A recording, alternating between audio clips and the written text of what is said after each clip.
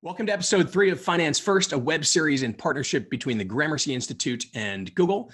My name is Mike Henry. I am the managing director for the financial services vertical at Google, and I am joined today by Tracy-Ann Lim. She is the chief media officer at JPMorgan Chase, and they are very lucky to have her. I am based in San Francisco. Tracy-Ann is in New York City, but you would have to travel several thousand miles farther east or west, depending on how you like to fly, to acquire an accent like Tracy-Ann has. We'll hear more about that in a second. What I want to do is set a little context, though, first here and tell you that the topic here today is how financial institutions can meaningfully connect with consumers by delivering helpful, personalized experiences that people expect while adapting to evolving regulations and also rising consumer expectations around data privacy. So Tracy-Ann, welcome to Finance First. Thank you so much for spending a few minutes with us. Tell us a bit about your background, what your role is at JPMorgan Chase, and maybe how that role is evolving. Thank you so much for having me, Mike. It's a thrill to be here. Chief Media Officer at JPMorgan Chase. So, very interesting job this year versus last, as you can imagine. I've been in the media business just shy of 2 decades, which is scary to say out loud, starting in Ireland and then New York and LA, and I ping-ponged around and found my home here in New York. The role here is really geared toward owning the strategy and stewardship of our media investments. I'm also charged with innovating, on behalf of the firm, especially now coming out of COVID with behavioral shifts that are seismic in nature. I like to say that everything is media these days, so it's really my job to help us gear up. My role has changed, like most media leaders' roles have changed. I think the expectation today is that a media expert or leader needs to be a data scientist, a technologist, a futurist, an anthropologist, all of the above. And I really see that playing out today in the way this role is expected to bridge a lot of functionality at the firm, bringing together our tech teams, our data teams, our cyber teams, our legal teams. And I think for many in a role like mine, that's core to the evolution. It's bringing new stakeholders to the table, rallying around new challenges, because it takes a village. We can't solve this, the complexity in media on our own, sadly. And that's really been an interesting part of my journey here. Your role sounds fascinating, and at Google we would call that role uncomfortably exciting. It sounds like it's uncomfortably exciting, hopefully more exciting than uncomfortable, but so much change to manage, and that's not gonna stop anytime soon. In our first episode of Finance First, I talked about this notion of consumer trust in the financial services space, and how this notion of trust is evolving. And we've done research at Google, including through a third party, that has shown us that these days consumers are more trusting of the financial institutions that really deliver these personalized, helpful experiences that consumers are learning to expect of lots of different companies. But of course, no company can earn or keep trust without a serious, earnest commitment to data privacy. At Google, we believe that we really can deliver personalized experiences for users and at the same time drive superior ROI for our advertisers and protect data privacy all at the same time. How are you thinking about that, balancing personalization with privacy in your work at JPMorgan Chase? I would start by saying that when you have the hard job of working in a heavily regulated vertical, you're well versed in what it means to exercise tremendous governance and integrity around data privacy. So in many ways, we're built for it because we set it as the foundation of everything we do, and we'll never ever jeopardize it. So we might be better positioned in finance, honestly, guys, as it relates to a lot of these changes than others in other categories. But that said, you're right.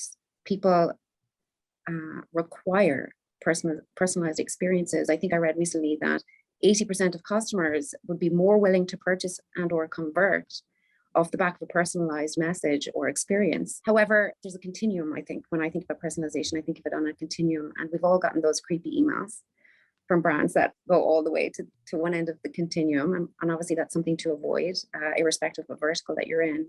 But if you treat privacy as the bedrock, and you build structures to govern that with absolute integrity, then the jump off point for us around personalization is more, we interpret it as ease, the pursuit of ease, simplicity, and convenience. So we're starting to use that vernacular, and it's changing the way we organize ourselves, right? So if you put audiences first, put people first, their needs first, then you can cross collaborate and cross pollinate in new and interesting ways that joins products and services around a person's needs. So it's less about, hi Mike, I know you're in New York, I know you're in San Francisco, I know there's a branch around the corner, you can go in and talk about this or that, and more about, based on what we know about you, Mike, these are things that might satisfy your needs at your stage in your financial journey. I totally agree. And I think that's one of the things we saw coming out of COVID is, well, and going into COVID, is that after a person's, health and safety, we think a pretty close number two is their financial wellness, because financial wellness has such an impact on their health and safety and so many other aspects of their lives. And so, there really is, there is great purpose, I think, behind the work that we're doing in the industry. Tracy-Ann, you talked about audience, and I wanted to just touch on this a little bit more deeply. Audience strategies have long been a driver of advertising ROI. How do you think about audience as the industry prepares for cookies to go away? So much to unpack in that question, but I think the starting point is sort of what I said around needs. When you have the vantage point of a JPMorgan Chase, where we have such scale, we're in half of all American households, and so we have an awful lot of data and information to draw from that helps us understand need states across the socioeconomic spectrum. And so I think thinking about audiences around their needs versus their propensity to say yes to a product or say yes to a service is just an interesting headset change that's driving different media thinking and different content development, if that makes sense. So will we mourn the loss of the cookie? I think in many ways we will, as it relates to powerful tools like retargeting, right? And connecting paid media to other things that we do. But we've been very focused on data access and data portability in service of this concept of how do we segment big swaths of people so that we can get them information that is more valuable to them and more timely and more authentic. And so we've been transitioning away from DMP as the sole provider of that utility to CDP.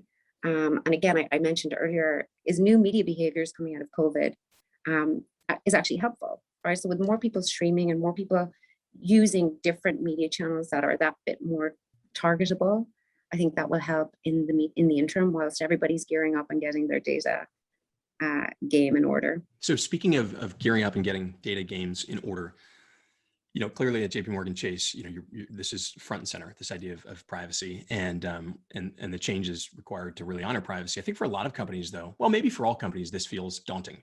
I think for some companies in our space, this probably feels downright overwhelming. Any lessons or advice that you can give to the financial services marketers that are watching this, who are looking at this long journey ahead of them and wondering, my gosh, like, what are the first steps we should take on this journey? I think you have to take a long, hard look at legacy systems, legacy structures, the legacy playbook. We've thrown an awful lot of stuff out the window, which can be daunting and, of course, overwhelming. But you have to do it with purpose. The old mantra of what got you here won't get you there, I think, is really, really pertinent today for many of us. And so we have spent a lot of calories staring at the way we've done things to date, and what makes sense in a more modern structure, what will help us turbocharge our way to the next phase, and simply what might slow us down or get in the way. And again, the bedrock is our very, very important foundational elements around privacy. So none of that gets thrown away. It's all of the layers on top of that, of course. So take a good, hard, long look. It's painful, but totally worth it.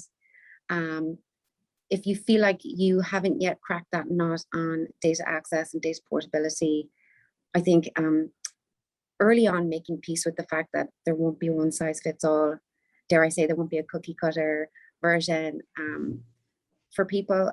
If that's true of JPMorgan Chase, I can tell you it's going to be true for just about everyone. And so you have to sort of gear up for the fact that you will have a media ecosystem, you will have a marketing ecosystem that's super complicated. You will transact uniquely and differently with walled gardens versus DSPs versus publishers, and that's okay. So it's almost like you have to decide what level of simplicity and complexity your organization can handle, and then build from there. So yeah, make the tough choices now, move slow now to move faster later. That would be, a glimpse into what we've learned so far. And never, ever forget the power of test and learn and experimentation. I think there's often a temptation to just jump right in. We are definitely subscribers of it means a lot to experiment and in a controlled capacity so that you can evidence your confidence and conviction around placing those bigger bets. And I think there's going to be an element of placing bets in the future before we all know what works and what doesn't. Yep, I think that's right. I love the insight in that answer.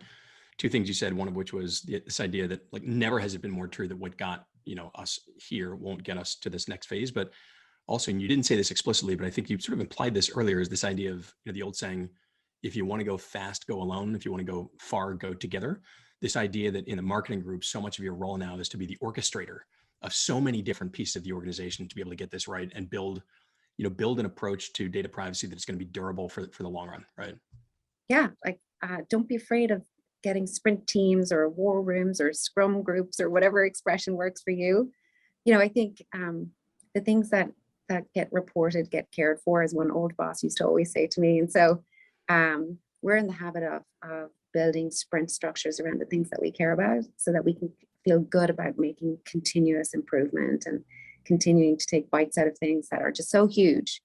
Right. The other part of this is when you're tackling complexity like this, it's going to take a really long time to figure it out. So this is about long range planning and keeping momentum from one fiscal year to another, which can be really hard.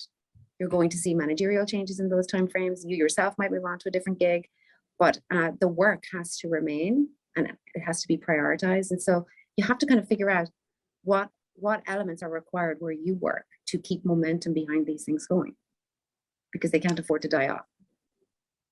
Yep. Love that.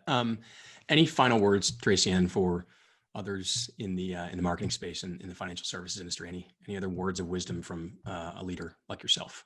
Gosh, I draw from Jamie Dimon oftentimes when I'm asked questions like this, and he's obviously a very inspirational person, but he's been saying a lot recently about the fact that community outcomes are business outcomes. Business outcomes are community outcomes. I'm paraphrasing. He obviously said it a little bit more eloquently than that, but the sentiment's really interesting. We work in finance. It behooves us to find all the ways in which we can lift communities up as part of our day job. It's not going to manifest in every single plan, but you should be pushing on that as part of your agenda. We need to democratize access to tools and information and utility. And I come back to my earlier sentiment around two things. When you bring big quorums of people together cross-functionally, you will solve problems, but it's also ripe for thinking about people and their needs differently, which will, I think, enable us to bring those things to life and bring them to the audiences, bring more value directly to the audiences that need them, instead of just taking the old boom splat approach, which is I have money and I have a message and I'm just going to throw it out there. I'm very excited for all of the change that's ahead of us that will enable us to be really choiceful and drive community outcomes every bit as much as we're driving ROI or MPV or ROAS or whatever your obsession is. Yep. Tracy-Ann, thank you. I mean this sincerely, really inspiring to speak with you and hear your passion for this, but also just your thoughtfulness on topics of data privacy and how JPMorgan Chase can be more helpful, right, to consumers all across the spectrum and all across, frankly, the U.S. and the world. You are the Chief Media Officer at JPMorgan Chase. Like I said before, they're very lucky to have you. So glad that you joined us here today. Yeah, thank you for your time. And I want to thank our partners at the Gramercy Institute for bringing us all together as always. My name is Mike Henry from Google, and we look forward to seeing you next time on Finance First.